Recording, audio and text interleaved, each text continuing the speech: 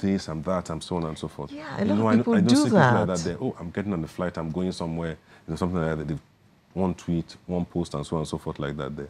And then some of them, because of that singular thing they've done, people now know where they are. So some people now try to reach them and then they don't pick their phone. And at the end of this, I'm like, isn't it counterintuitive that you've told people. You've told people where you're going to be, and then all of a sudden, you don't want them to reach You're you. inaccessible. Yeah. So I don't get it. So it's about responsible usage. Yeah. It's there. It's supposedly free, because it isn't. It's costing you your privacy. That's the real currency. That's what we are paying to get it for free. Okay, just hold your thoughts. We'll take a moment and come back to continue the conversation. Please don't go away.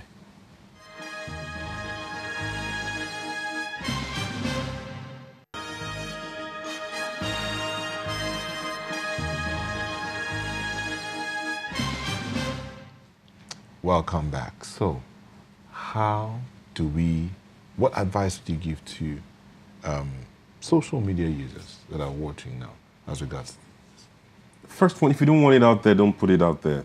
It doesn't matter what it is. Number two, we also need to check, I think, what the value system is. I don't have to go on Facebook or social media to go and tell somebody I love them or I'm crazy about you before the person knows. I could tell you and the world doesn't need to know. True.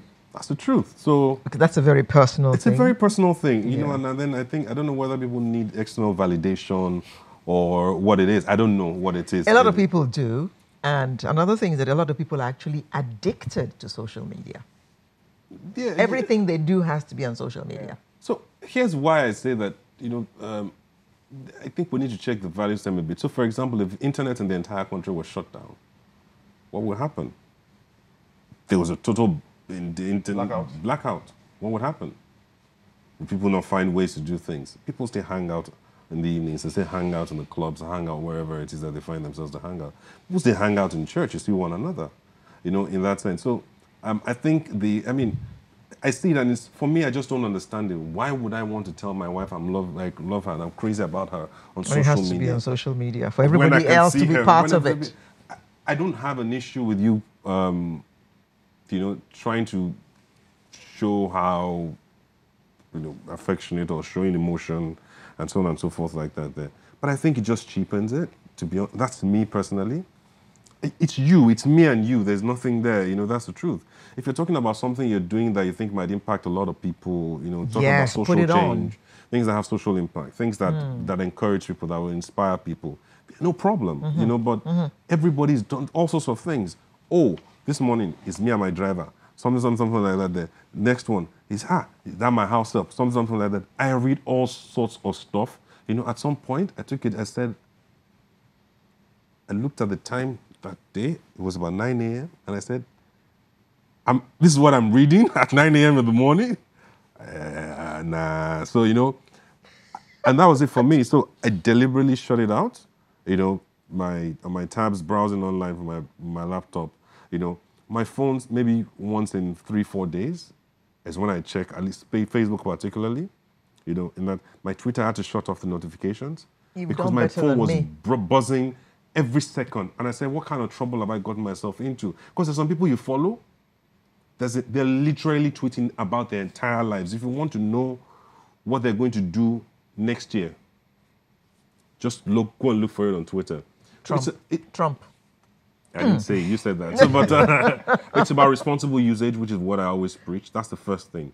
Understand this, you don't have any control over any of these things. Absolutely no control over what you put out. And maybe that's why nobody's tweeting about this social media.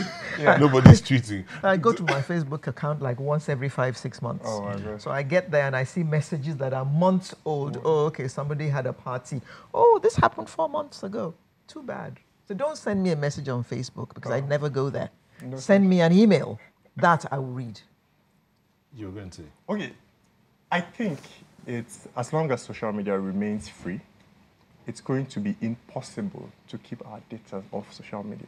Like, data protection is going to be an impossible thing. I wrote a paper I presented at an event, and it was like social media as fire. Now, fire is a wonderful thing. Fire is beautiful. Fire is useful, but fire burns. Fire kills. a lot of businesses, not the platforms now, are built on and off social media. So social media is a thing we've gotten to a stage where we cannot do without. But for personal usage, I tell people, if you're worried about this data thing, there is only one thing, and it's paranoia. Stay off social media. Now, my mother got on Facebook recently, and she's been, oh my God, you know, the transition phases, it feels like watching a child go on social media.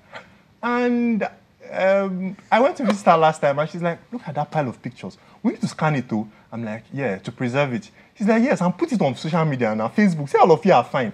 And then I'm like, good idea. And I'm like, you don't want to do this. And she's like, why? Nothing, just, you know, for my people. I said, no. These days, it's become a lot easier. Data mining has become a lot easier.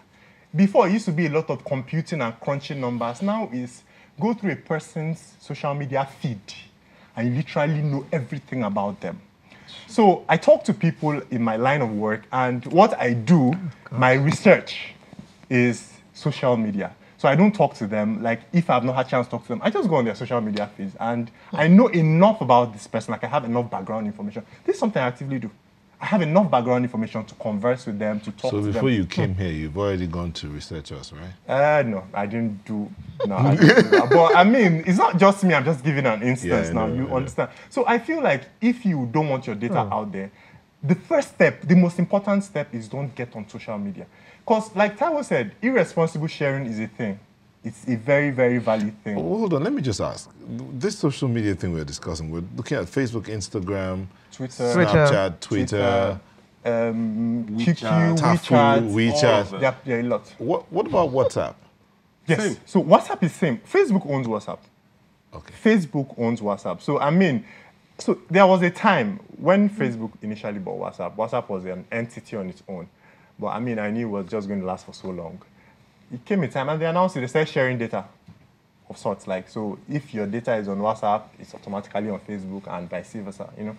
So, like I was saying, like, before you get to the oversharing stage, don't even get on it at all.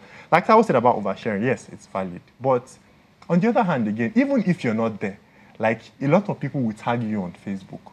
Now, there is this thing where it's a thing. Facebook knows who your girlfriend is.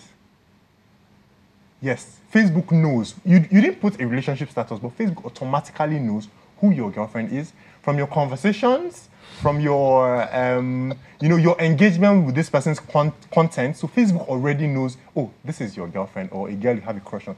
So now, there's something that happens when you go on your Facebook feed on birthdays. There are people that Facebook privacy specifically informs you that it's so-and-so person's birthday. Don't you want to wish them a happy birthday? Can you imagine? At first, you'd be like, 10 people are celebrating birthday How today. nosy can you get? Like, why do you think I want to wish this person a happy? And this is somebody you're a little bit close to. So it's a thing.